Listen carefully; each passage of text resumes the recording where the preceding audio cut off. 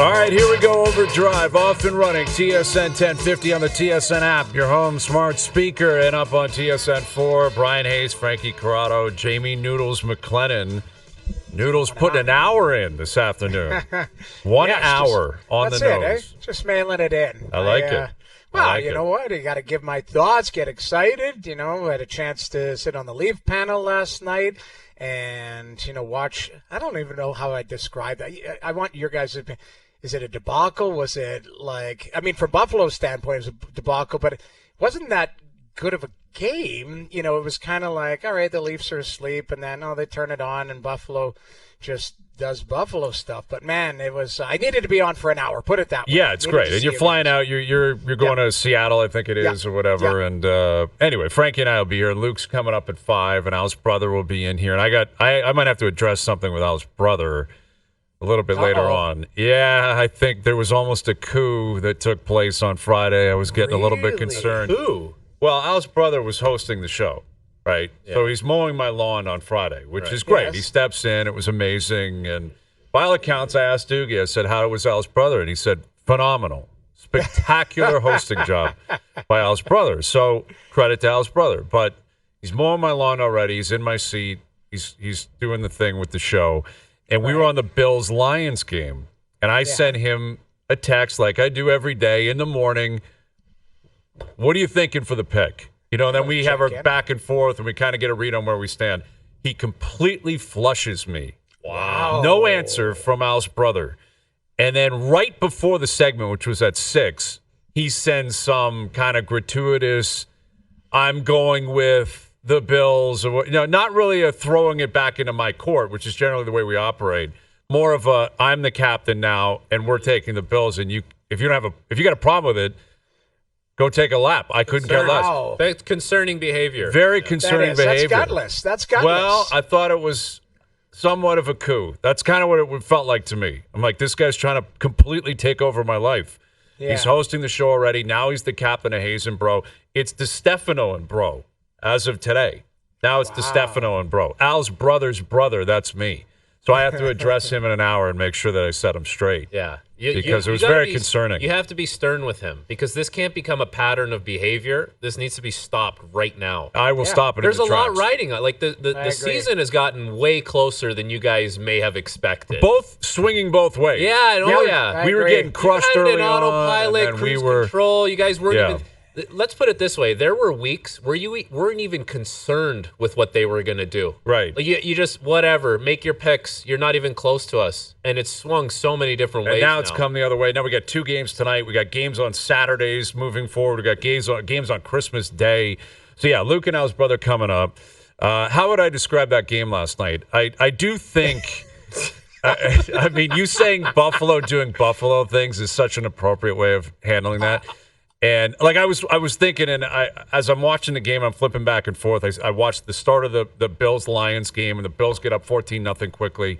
And as I'm flipping over to TSN 4, and you were on the panel last night, my initial thought was there is not one person in Buffalo watching this hockey game. Like, how could you possibly spend a second watching it unless you're forced to do so? Like, unless you're being paid to do it. There's no way there was anyone in Buffalo watching the Sabres. Why would Biron was. Marty, because he had to. Marty was I know. contractually obligated to be there. And actually, Marty had a great line in the pregame. I saw him because James had him on you guys had him on the pregame, and Marty's like, I wish I was just at home watching the Bills. Like, I can't believe it. He actually said that because it's like, it's a rare 5 o'clock start, and he said you're doing the game for Buffalo. Marty goes, we're going to have it on. Like, he flat out admitted, like, we're going to have it on a screen while we're watching this Leaf Buffalo game. But you're right, like Bills fans, how well the Bills have played. They win the game. Where the Sabres are. I wanted to get your guys' advice. It didn't land as well. I talked to our boss, Mike Lane, today, and I was asked on the panel last night, and I want your opinion if this is maybe the right comeback. But, Cheryl talks about the third line. Dregs talks about Tavares. Like, there's lots. So James is like, Noodles, I need you to address Buffalo. And I'm like, okay, it's and then there's an argument. It's winless in 10. They haven't won in 10 because they've gotten 3 loser this is points, the annual Pierre LeBrun tweet every year comes out. So, but here's the thing. So I wasn't, like, I'm trying to find the words. I'm like, this stinks. They're not playing well. All of this type of stuff. And I was like, I wonder if I could go comedy and just go, if I could sum up this Buffalo team in one word, what would it be? And then I thought to myself, I was going to go, yes. like just like a fart, insert fart noise or something like it that. Works right? perfectly. But I was like, I don't think I can do that on a professional panel. I could do it here because we do whatever we want here.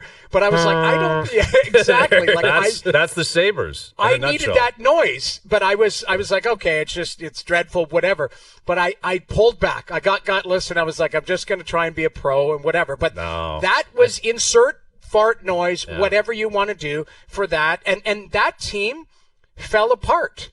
Like they just like, it was like, hey, we'll get a lead and then we'll just give it back. And we've been doing that for 10 games, like getting leads and just handing it back. And there was nobody to go, hey, I'll put up my hand and stop the bleeding here, do whatever. They're just an awful hockey team. If you wanted to get really creative, Noodles, you could have had Puffy, who's our producer who puts together all the video stuff for us, go through the last 10 games and put all the goals against or all the blown leads and put the Benny Hill theme song behind it. Yeah. And that would have been a great way to describe what's going on with Buffalo. And I agree. I thought you hit the nail on the head post-game when you just kind of said, like, they melt. It was something like this. Like, they melt down and no one on that team can take any kind of control or charge of the situation. It's like, it feels like once it happens, it's a runaway train, and that's it. It's over, and there's just not enough there to counteract that. But so the first half of the game, I thought the Leafs started slow. The goalie wasn't making saves. You're kind of like, okay, this is kind of how the Leafs have been playing, for the last like 6 to 8 games. It's just kind of they wade their way into a game, and whether they win it or they lose, like the same thing the night before. I didn't love their game in Detroit. It was kind of just fumbled around or whatever, but you could just see a shift where it was like, okay, like the Leafs are now going to turn it on, and they had no answer. And to me, regardless of what it was, at the third line, it was Tavares. It was just going to be something that just made Buffalo melt. But I kept waiting to go, okay, like Tage Thompson, didn't hear his name the second half of the game. Didn't hear Alex Tuch's name the second. Like, you're expecting like some really good players. Like, let's be honest, some of these guys are really good players. As a team, it's not working, but there are some individually really good players on that team that just couldn't, like, I'm like, where is the guy that puts up his hand and goes, not on my watch, not going to happen, not going to, going to slow this game down, going to have a fight, going to do something.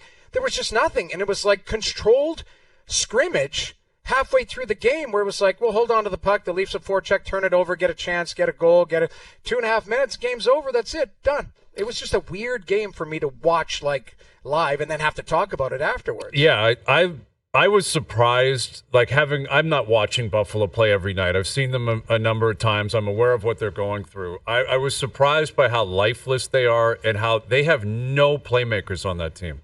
Like you just described it as maybe you could fight or hit. That's one thing. But I don't see anybody on that team that is remotely compelling to watch play right now. Like, I couldn't think of a more negative and worse indictment. There is nothing exciting or entertaining about that team. They have nothing going for them. And yes, would you put Tage Thompson on Vegas and all of a sudden he's a rock star again? Probably. Would you maybe move or Dylan Tuck. Cousins or Tuck or something like that? And obviously, Darlene being out, he has the ability to dance and move, and he can skate and he can stick out. But I look at what they have, and there's nothing compelling about the Sabres as an organization. I cannot think of a worse indictment. And you look at like the Rangers and how bad they are right now. You know that there are still guys on that team like Panarin, like Fox, like the goaltender, where you're like, that's a superstar. And yes, it's ugly right now, but you're going to see a shift out of them at some point that is going to make you realize, okay, that's a ticket seller. Like, I'm not even talking wins and losses. I'm trying to think of this again through the view of a Buffalo sports fan. And again, I'm semi-joking, but I'm not really. You have the ability to watch the most entertaining player in pro sports right now is probably Josh Allen. He's probably the most fun player. That includes McDavid, Ohtani, anyone you want to throw at me. I'm not sure there's a more bang for your buck entertainer in sports than Josh Allen right now. This guy is such a rock star. He plays with adrenaline. He gets hit. He throws bombs. He takes on hit. He runs for touchdowns. He's smiling. He's compelled. He's talking to the fans in the stands before the game, during the game, after the game. There's nothing that isn't interesting or entertaining about Josh Allen. And with the Sabres, it's the complete opposite. Not one thing would compel me to watch that team play. There's nothing. It's a disaster. I think now when the Sabres have gone through what they've gone through, you start digging up all these things. It's like all these artifacts come up. The last game they won was November 23rd against San Jose. You're like, my God, if what if you didn't beat the Sharks that night? Like, right, exactly. How stark is this conversation? The other thing, they haven't made the playoffs since the Atlanta Thrashers were in the NHL. 13 years. The Atlanta Thrashers were in the NHL the last time these guys made the playoffs. And it's 14 now. Just put it in the record book. Oh, they're not making the playoffs. It's over. Yeah, it's over. You guys talk about things going wrong at the wrong time, because Buffalo, Thompson and Tuck have been good this year. Like, Peterka has started off hot. He's cooled off, so they took him off that line. If Thompson and Tuck weren't doing it, no one was doing it. Quinn wasn't doing it. Cousins, Krebs, go down the list. And then last night, you get 2 from Quinn. And it's like... And he hadn't scored in like a month or right. Been a healthy it's like scratch. Yeah, he's doing nothing. And it's Top 10 pick. Oh, okay, we got it. Like, this is the, maybe this is the one we needed. And then the big boys don't show up for you. And it's like another blown lead. And it's a 2-goal lead that, like... It is such a mess, and it's so much of a mess that Terry Pegula had to fly to Montreal today to address the team. And he's not, like, he shouldn't be left off the hook either. Because he is the way he's operated. He is the conductor of the whole thing at the top. But he flew into Montreal today because the team was practicing there. They canceled practice, and they had a meeting with him and Adams. Well, what's he going to say, though? I don't know. What do you say? He could do is actually, like, maybe fire somebody or demand trades. I don't think you want him doing that. You don't want an owner going in saying you have to trade somebody. That would be really an awful scenario. Not strength at all. You're dealing from you would literally be trading for pennies on the dollar. The one thing I don't know, Hayes, I'm sure you were back and forth between the Bills and that. Like I watched it start to finish. The one thing I was perplexed about is every night I get to watch different teams, and you watch like. Systematic play isn't rocket science. You know what I mean? Like, it's like, hey, we're going to do this in the neutral zone. We're going to do this. This is our set breakout. These guys, I was like, Lindy Ruff was brought in. Lindy Ruff is, I don't know if he's a Hall of Fame coach or not. That's up to them to decide. But Lindy Ruff's been around the game many years and had success and well respected. That team, like when you're struggling, you rely on your system. I'm looking, I'm like, where's the system? Where's the details? There was nothing to dig them out of that. Like nothing where it's like, hey, the goalie can steal one that, a player can step up. But sometimes you just need your system to protect you. It was like they didn't know how to play hockey. That's what it looked like last night. I'm not trying to be disrespectful. That's what I was watching was how do you get out of your zone? How do you go through the neutral zone? How are you attacked? There was no plan in place. And I think the players weren't executing it, or I don't know what's going on, but there's big problems there. Well, yeah. I mean, they've lost 10 in a row. I think it's only Montreal that's behind them. Like that's how bad it is in the East for Buffalo. And then for the Leafs, it was somewhat consistent with the way that they've played inferior teams recently, yet they found a way to win these games, which is, I guess, a credit to them. I will say, by the third period, they completely dominated. Like, it wasn't even close. They just completely dominated, and they snapped out of it in the second period. And you're down 2-0 3 minutes in. Sometimes it's just a shell shock thing, couple of breakdowns. Maybe you want a goalie to make a stop for you, and you end up in that situation. But what I think the Leafs have going for them is they look at Buffalo, they looked at Chicago last week, they looked at Nashville, and they said, we'll find a way to beat this team. Like, we'll find a way to get past this team, and that's what they did last night.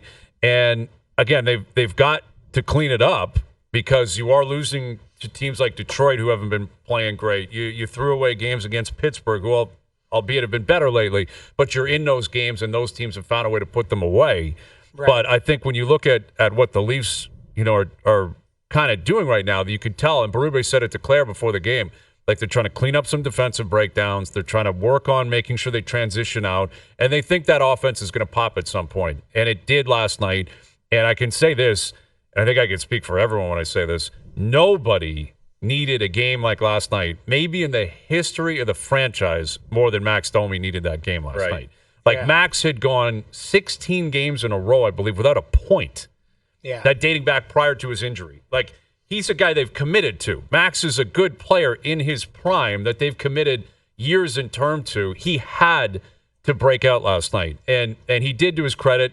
He scores a goal. I think the way he set up the Robertson goal, it was a really, really smooth kind of transition into the zone, and he took his time. That's a good sign for Max, because he has the ability to be a playmaker. He has the ability to do some, I think, positive things with the puck on a stick. But that's what stood out, is that Domi finally showed up. Robertson got on the board to allow Tavares to do what he did as the game went on. And, again, a win is a win is a win. Yeah. The Leafs are – a couple of results break the other way. It's a very different mood right now with the Leafs. I guess that's probably what I would take out of it and take out of their play the last couple of weeks. New Jersey game or yes, exactly. Like there's a Washington one in Washington where they didn't deserve to win. They turned it on in the third period. There's at least a handful of those where you're like, you guys did not deserve to win, whether it was goaltending or noodles, like you mentioned. Like, when things aren't going well, you just kind of stick to, whatever your structure is, and eventually you weather the storm, you bend, you don't break, and you win those games. I think there's like 5 of those games this year, and if those don't eventually turn their way, we're talking about a different Leafs season, and we're saying, hey, it actually looks very similar than it used to. But that's not the case, and it looks different. And to your point on Domi, like, I think Craig Berube deserves some credit for what he did last night for putting Domi with Robertson and McMahon. Like, if you put that line on a whiteboard, you say, okay, I got 2 guys, one down the middle of the ice, one that's on the wing. Not exactly like the most defensively sound players. And I'm asking a lot for Bobby McMahon to be, the defensive conscience of those guys. Right. But almost going with that, like, all-in, all-offense approach kind of worked. Like, they had a good game. Yeah, they did. You didn't notice them. You weren't like, man, those guys they're getting caught in their own zone, or they're a disaster. Like that, I don't know. Something about that, like, all-offense approach seemed to work for them, so maybe you found a little something there. I question how it's going to look against a more elite team. Yeah, I mean, that's the difficulty of breaking down what happened last night, is because Buffalo – they just self-destruct. Yeah. But you're right. It was a bit of a gamble. Like, even McMahon's coming off the injury. He's trying to kind of get back up to speed. He's the guy with size on that line. He's got to go and crash and bang, and it worked out well for them last night. I liked it because here's the thing, too, and I tried, and I even said it in the pregame, is what you're trying to do is get the guys that are come back off of injury into the game, like into feeling good about their game. There's no guarantee, unless you're a super elite player, you come off an injury and it's like, hey, it looks like you haven't missed a beat. A lot of guys, it takes 3, 5, 7 games, maybe 10 games to get that feel again where you're reacting instead of just thinking out there. That's why I've tried to give Pacioretty, Domi, McMahon, guys like that coming off, even Austin, where there's times where Austin's had looks in tight. He's like, man, God, missed the net by 18. Yeah, he's missed the net a lot. Stuff like that where you're like, geez, that, when he's on and dialed in, he just doesn't miss that spot. He doesn't miss his spot. So I try to give them a longer leash to go, what is this going to look like 10 games from now when a guy is back into the cadence of the group? And there's still guys coming off of injury that are still struggling to find that. But to your point, Frankie, where Chief goes and puts guys together on a team or against a team that maybe there is some holes defensively or holes on the other side, have at it. See if you can get some speed games, that forecheck game. I thought the third line won them the game last night. That, like, it opened up the game to allow Tavares to go to work and other guys to get looks and stuff. But the third line was the line that pressed and kind of broke Buffalo, and Buffalo was not able to recover of that. So that was a good sign on that particular night. I don't know how long that third line lasts, because I don't think Robertson's out of the woods, personally. He's got to keep going. But the other two are everyday guys that are going to be there, right? Yeah. Oh, yeah. Max is going to play. And we've had this conversation since he's arrived and throughout his career. Is he going to play up the middle? Is he going to play on the wing? He's got to figure out, who he is still. And prior to last night, again, he had gone a long time where he was very ineffective. He's got to be a guy that contributes offensively. Yet he had the same start last year. It took him, a long time to get on the board last year in terms of game sheet. Like he didn't score for like 16 or 17 games last year. They made the move to center quicker last year, it felt like. I feel like they tried him on the wing for what, maybe it was a month? Yes. Or tried to top six him and Bertuzzi. Yeah, and then it was like, we got to put you down the middle of the ice. And you did it this year. Now it's December, like mid-December you do it, but at least it had the same kind of effect. You're going to have the puck a little bit more, you'll skate a little bit more, and hopefully that'll help you kind of facilitate your playmaking and get you on the board. Well, he's an energy guy. He's a guy that needs to be an agitator. He needs to play with some physicality. He's a guy that is in the middle of scrums. Like when he's on his toes, he's a noticeable player. You can tell Max Domi at his best. Like it's not the details of the game, right? In terms of Max bringing what he's capable of bringing. He's not gonna blend in and then after you say, wow, defensively he was brilliant and he did all this. He's a noticeable guy when he's contributing. And again, we'll see what they end up doing with him as the season goes on. I still think he'll be on the wing by the end of the year, but I think in their best interest and in his best interest, get him going, get him feeling good, and then you can move him around as opposed to putting him somewhere and him trying to keep up with a Matthews or a Tavares, Nylander, Marner, whatever. Have him feeling good, and then maybe put him with those guys again. At least you can play a month or two or call it 10 weeks where you feel good. Yes. And then you go to the wing and you're like, I totally forgot what that slump was, and I've been playing good hockey, and then you just blend into a certain degree. Then he can contribute in a scenario like that. But, John Tavares with the hat trick last night he's on pace now for, I believe, 41 goals on the year. It's mighty impressive. It's incredibly impressive. And I will say this about him, and I think I've thought this the whole time, and I mean this as a compliment. Like there's a lot of people saying, well, look at John, resurgence. And I guess it feels a little bit different under Berube. And now he doesn't have the captaincy, and I was curious to see how he was going to react to that. And he's reacted with the uber professionalism and incredible effort and production. So full credit to him, because it was an awkward transition, regardless of how they played it out. Him losing the captaincy, giving it to Tavares, had the possible ending of something that was just going to kind of fizzle out and feel awkward and toxic or whatever. He hasn't allowed that to happen. Austin hasn't allowed that to happen. The Leafs haven't. Credit to them. It's an incredible transition. But what he looks like to me is just the same guy he's always been. And that, I think, is the ultimate compliment you can give to a guy who's 34 in year 7 of a deal. Yeah. Right? Like, I don't think he looks better than he did 2 or 3 years ago. He just looks the same. He plays the same way. He still has his hands. He turned, I think, Byram inside out last night. He could have had 4 or 5 last night. Yeah. And look at the way he scores. He scores in front of the net, off his shin pad and in, off Matthews.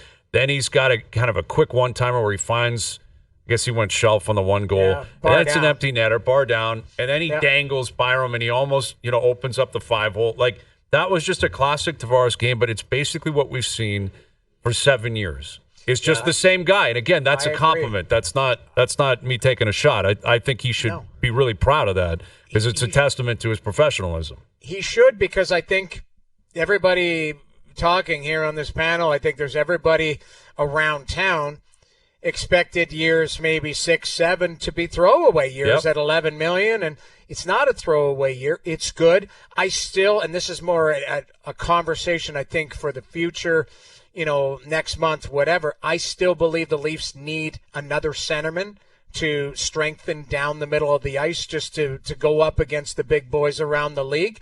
But Tavares has it. It's not a foregone conclusion that he is your 3. That you got to go and get a clear number 2. Yeah, I don't think that's a Tavares thing, though, Jamie. I think that's just hey, we're going from Matthews, Tavares down to like possibly Domi, Minton, Kampf. Like, you need something in the middle there, right? 100%. This is nothing against John. Yeah. This is more about when you're looking at the forward group. Down the middle was always, kind of some question marks. I like Minton as a player. I just think he's too young right now, and I think there are some things, that he's still working on as a young player. If you want to go deep in the playoffs, I think another guy needs to be added. But John, what I mean by this, and it's a compliment to John, is it's not like, hey, we got to slide him to the 3 hole now because we really need somebody in the 2 spot.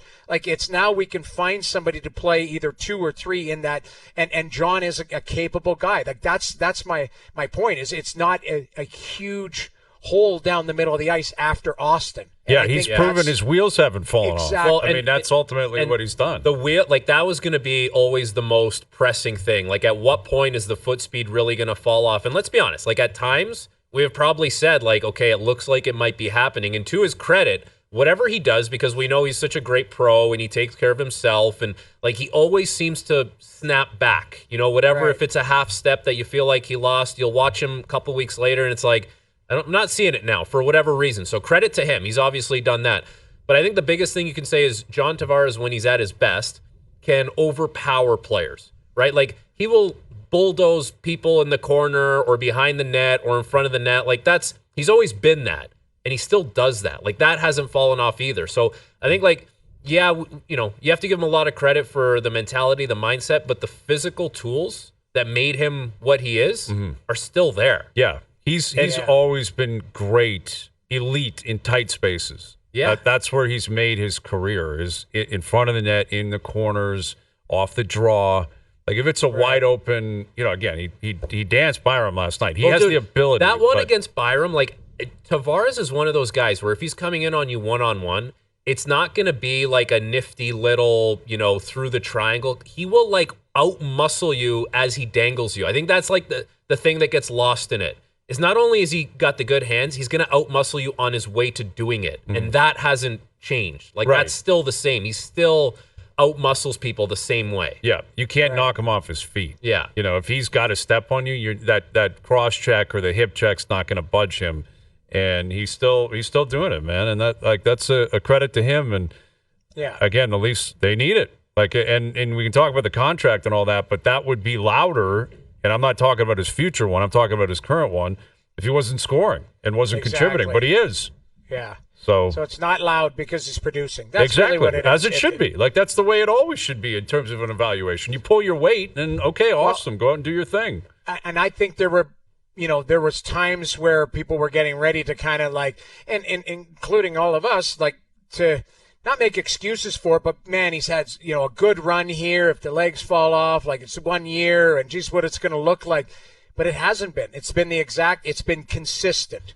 From pillar to post, been respectable. Exactly. Right? That's like, it's been very respectable for him. Like, he got the big contract, but at no point during this contract's tenure should anyone have felt like he's shortchanged the Leafs in effort or willingness, and like, that's, you know, he's brought it to the table. He's done exactly, and the playoffs are the playoffs, but Austin has to own that, and Mitch and Willie and Riley and the whole team, and he's on. You know, he's in that group.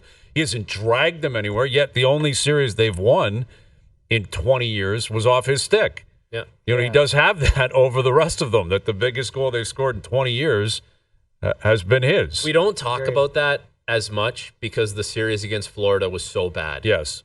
Like, if that series against Florida went 7 and it was down to the wire and it could have gone either way, we would talk about that goal way more. Yeah. It feels like it got glossed over because they just got steamrolled by the Panthers. It did. You're down 3-0 like 6 days later, it seemed like, and it just got forgotten so quickly. Yeah, it did. So quickly. Yet it is his.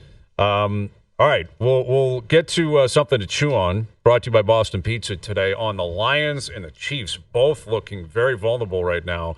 And what I noticed over the week, well, Mahomes, exactly. He's got the high ankle sprain. They play Saturday, then they play on Christmas. I can't imagine he's going to play those games. But they're 13-1. They need one more win, I think, for them to secure the top seed. They need one more, yet they've got a tough schedule. They got Houston, Pittsburgh, Denver still to play. And without him, they are a drastically different team. So more on that still to come. Luke coming up. Al's brother coming up. Chris Johnston will join us today. The Nail Gun was down there in Detroit. Dave Naylor will join us. Overdrive continues. TSN 1050 and on TSN 4. All right, Luke Wilson coming up in a half an hour. Raptors in action tonight. 2 Monday nighters. We got 2 pegs, 2 games to tee up. Bit of a concerning development online. Connor tweeting in with a picture of me beside Jim Benning, suggesting I'm dyeing my hair. Oh, did you have, is it a fresh dip or no? You know what? I will say this definitively. It is not. I got a haircut last week, but Connor's not the only one to point this out. A friend of mine a friend of my wife's, who's also a friend of mine, texted her when we were on the panel last Tuesday and said, did he get his hair dye? Really? Really? Yeah, she was convinced. She's like, there's no way that's his real hair. Would you ever admit it, even if you did it? That's a great question. You're not the type to admit that kind of thing. I probably wouldn't admit it, so really it's irrelevant what I say right now. Yes, but exactly. What's wrong with admitting it? I've told you guys I've had a little touch-up on the side sometimes. Yeah. Like, not every time. But I guess I would. Sure, why not? It's not the worst thing in the world. You just, like, I'm going to be gray. Like, my dad was premature gray at 30 years old. So, but it must have skipped me because I didn't start getting grays until into my, like, 40s and stuff. And I've got, like, a little bit of grays over here. I just get them, like, touched up. So do I. I got grays going, but I guess it blends in. I don't know, man. I think I'm going, like, Benjamin Button with my hair. It's getting, like, darker and better as I get older. You get a little gray in there. Like, people might take you a little more serious. I know. I think I should. This guy's got some wisdom. He really knows something about him. He just really knows what he's talking about. I need to embrace it. I need to embrace it. Steve Phillips looks like he's got wisdom because he's got like a full head of gray hair. Yes. But you know what's big for Phillips? He's got the gray goatee. Yes, yeah. That puts you over the top to PhD levels. I don't you look like a professor. Yeah, you look so brilliant if you have a gray goatee. Is that something that happens naturally, or do you have to color the goatee? I don't think you can color gray, can you? Like, can you know. Color anything? Yeah. Why wouldn't you be able to? Like, how would there be a market for people going the other way? Like, the coloring generally gets you away from the gray. If your head's going gray, but your stash and goatee isn't, what do? Are you going multicolored, or do you just want to? I think you go multicolored. Did you see the picture that it. Doogie just put into the group chat? We could put that up and just see if there's a comparison. I don't think you've dyed it. I'm telling you right now, I have not dyed my hair. Doogie, see if Joe from the Bridge can put that picture up. Me and Jimmy Benning, man, Jimmy weird Benning. doppelgangers. Not a flattering picture of Jimmy. Look at that is the freshest paint you can find. That's an eyebrow tint too, man. That's like, what is that? Is that at the draft and he did it that morning? Yeah, that was a full body development for Jim Benning. What's the guy on Sesame Street, the Count or whatever? Yeah, that's the Count. That's the Count. Yeah, right Jim there. Benning is grilling people on math questions at the draft. You don't have that. I know like that. This You've got nice brown little hair, not black. You have like a that's little another comb thing. over going though. Like it's pretty. I do have pretty trendy. Yeah, I'm trying to Stay stay trendy. Trying to stay with it. Yeah, I love it. Well, remember, Brad just sent in the picture of Giuliani. Remember when his dip started to like? Oh my God, that's tough. He was sweating out dip down his cheek. Like that's crazy, man. Yeah. You don't want that. But that's some kind of inferior product that like.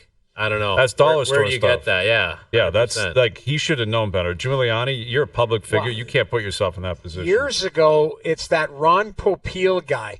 He used to have, like, you would dry meat and dry fruit, and then he had the GLH spray, it was called, and you could spray it on your head. That's what Giuliani had, because the minute he started sweating, it just dripped all the way down. Imagine giving yourself a spray before you go out for, like, a press conference. Like, give me 5 minutes. I just got to run to the back. And you're spraying your salad in. As you do it, you're sweating too. Yeah. So it's not even mixing in. You know it's a disaster. And then you're halfway through and you're like, I'm screwed. I've already started it. I have no way out and I'm in big, big trouble. All right. So Luke coming up. And you look at the Bills yesterday. What I've noticed, because this happened last year. Remember, it was around this time Lamar Jackson had a phenomenal game.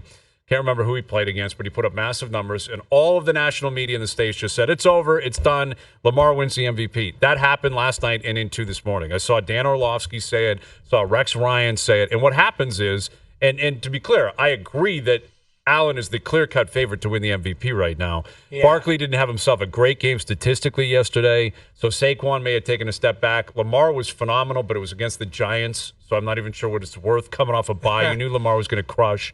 But Allen is playing better than anybody in the league right now, in my opinion. He plays the position of need to win the MVP. It screams Lifetime Achievement Award combined with best year of his career, combined with everyone buzzing about it. So there's just no pushing back. No one is going to vote against him. He may win it unanimously now because this is what happens. It snowballs out of control where if you don't vote for him, you're an idiot, you're a buffoon, you're going to get exposed, and then you're going to get bullied. And that's just the way we work now. That's the way the MVP voting generally operates. But you look on the other side of it, Dan Campbell, at one point this year, I don't know if he would have been a favorite to win Coach of the Year or not, but the onside kick yesterday, down 10 with 12 minutes to go, I think from my standpoint, people are misinterpreting that. He is taking so much heat, and I understand why, and the kick obviously gets received by the Bills. They almost run it back for a touchdown. They end up punching it in, I believe, on the next play, and that was effectively the game at that point. Right. But what he was doing, in my opinion, was saying, A, Josh Allen's too good right now. We can't stop him. And B, we have too many injuries, and our defense is so depleted, we have no chance. Right. So he fell on the sword with the rah, I believe in our team. I thought we would get it. There's no way he really thought they would get it. Onside kicks, I read it this morning. It's like 7% of the time they're successful.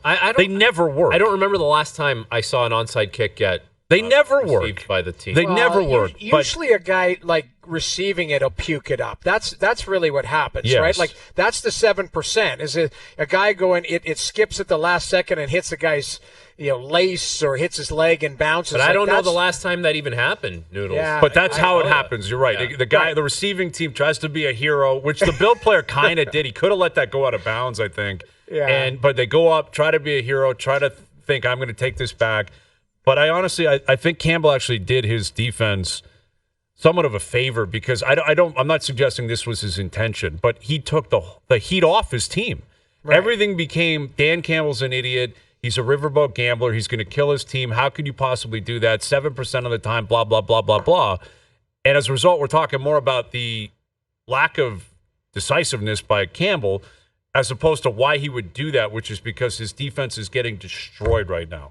They are getting destroyed, and they're vulnerable, and he knows it. But isn't it semantics anyways? Because Buffalo gets it, they get a touchdown, and then, there's so much time left in the game. I can understand if you just said, well, hey, just punt it and see if you can hold them off. Like, the result was the same, regardless. You still got scored on, and if you thought you were going to get scored on anyways, who cares? Like you didn't have them on the field as long as you would have. That's another thing. If the Bills ended up scoring on that drive, which they probably would have because they did on basically every other one, they would have chewed up 4 minutes of clock. Yeah, you got the inevitable over with. Yeah, and he's always going to have that he's always going to have that perception because he's always thinking outside the box and he'll throw trick plays in and he's uber aggressive.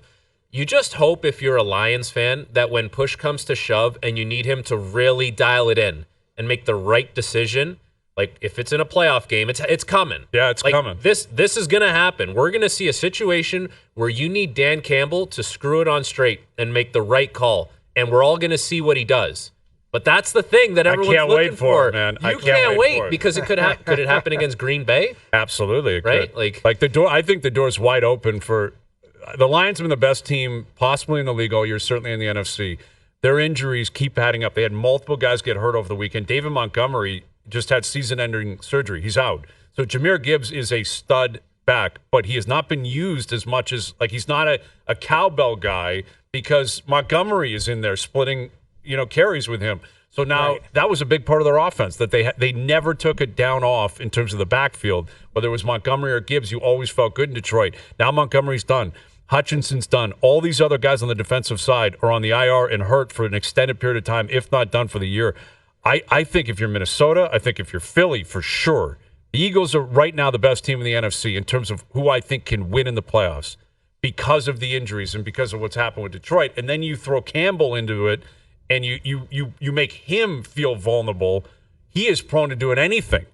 Like if you go to Dan Campbell and say, man, you can't trust your defense, and now you only got one running back, what are you going to do? This guy may call trick play after trick play. He might try and overcompensate too, right? Yes. Because, hey, I don't have all these guys, so now I need to overcompensate with the playbook. And that could be a bad recipe for them scary, as well. Man. Can be scary. One thing I do like is your Green Bay Packers are they look good last night. Jordan Love in the second half. Like it happened last year, same thing. And their defense is really starting to show up. Like, that's a significant thing. They're causing turnovers. Geno Smith got hurt last night, but before Smith got hurt, they were not moving the ball down the field. And I really like where Green Bay's at. I do. I don't think they'll catch the division. I think Minnesota wins tonight. Minnesota's got a better chance of catching the Lions. The Lions still could hold on to that top seed. But the Packers are a terrifying team to face if you're the Bucks or the Rams or whoever's going to win the West, and they're coming into your house. I think the Green Bay Packers will be a pretty heavy favorite, and whoever they play in that wild card round. Those Seattle uniforms, I don't know about that. Like the lime green, like that's what is that?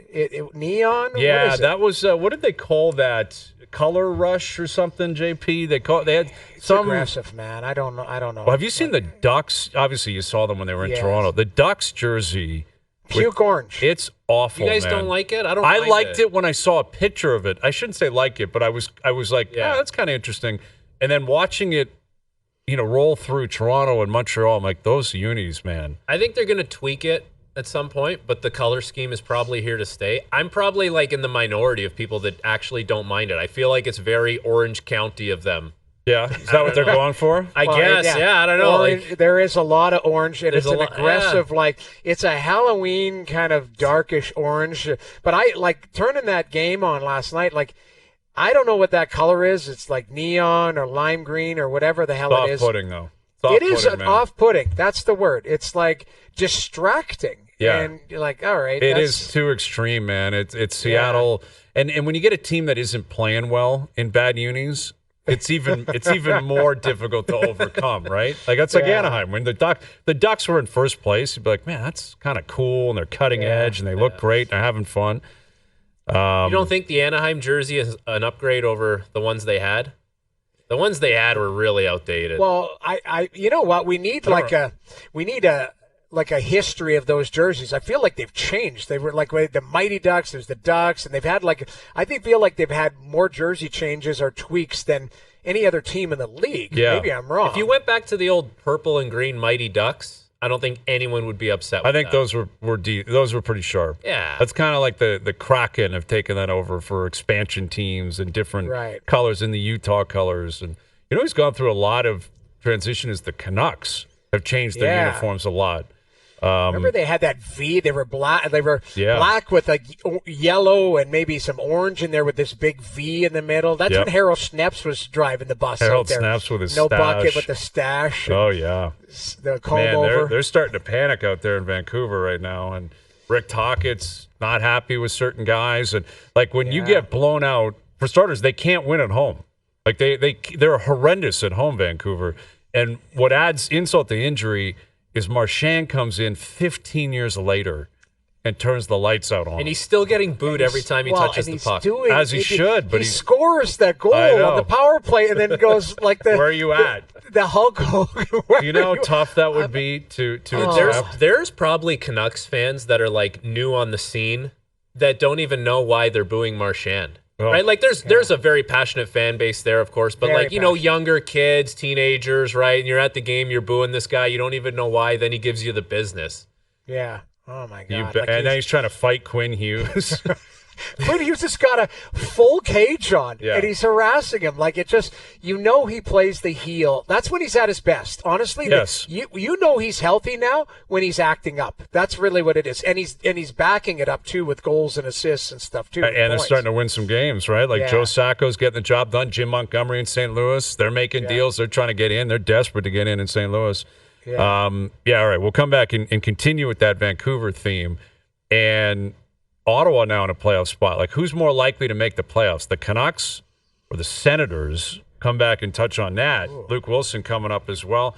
CJ will join us later this afternoon. Overdrive continues. TSN 1050 and on the TSN app. You would think that over time people learn their lesson on certain things, but I just witnessed something in the men's room here that is outrageous. What happened to Doogie in Montreal at the urinal? The phone. Yeah, he dropped his phone, right? Square in the middle of it. Yeah. So I just walked into the men's room, and there's Doogie. And what's he doing at the urinal? He's sending texts again. Doogie. Doesn't learn, eh? Doogie, Have what you are you not doing? Learned your lesson, buddy? Like, what are you doing with your life? Like, that was traumatizing you can't do it twice.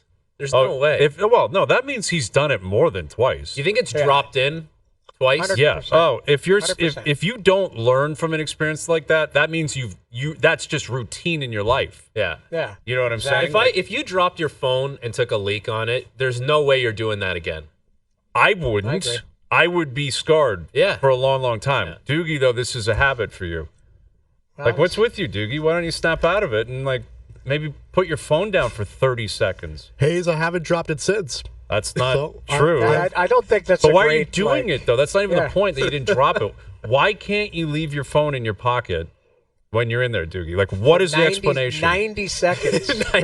What is so important? If you've had a lot of water. You're responding to a Joe from the Bridge, John Tavares contract text. Yeah. Like, what could you possibly be texting that's so important? Nothing, really. Just looking at the phone. Yeah. See, there's no excuse. That's what it is. I worry about our future as a society. Doogie can't be alone with his thoughts for 70 seconds. That's what's scary. That's what it is. You put Doogie in a position where he has to actually just be thinking to himself. Yeah. Terrifying for Scary Doogie. Stuff. Yeah. Scary Living stuff. life on the edge. I don't know what you're doing, Doogie. We're concerned about it. I'm very concerned. Yeah. All right, the Ottawa or Vancouver question. We'll carry that over to the next hour because I think it's very relevant right now. Credit to Ottawa. They got a tough trip. Noodles, you're on your way out there, right? They play Seattle tomorrow, and they're through Western Canada. Yeah, it goes Seattle, Calgary, Vancouver, Edmonton. So they go 3 hours back, 2 hours back, 3 hours back, 2 hours back. It's just a weird. It'll be a tough trip for them, but I mean, at least they're playing meaningful. Like Allmark's been great. Like, there's lots of great storylines, right? That's what they've wanted for a while. And they're on the road again with the juniors, rolling through town. So it's going to be a tough, 3 or 4 weeks for them. But anyway, safe travels out there. Thanks, and guys. We'll see you Wednesday morning. Catch you Wednesday. There he is. Noodles leaving for the rest of the show. Frankie Corrado in here. We got Luke coming up. Al's brother coming up. The new captain of DiStefano and Bro. I'm a part of his team now after Friday and him running the show. And more on the Leafs weekend and what we can look ahead to for the Leafs later this week. Overdrive continues, TSN 1050 and on TSN 4.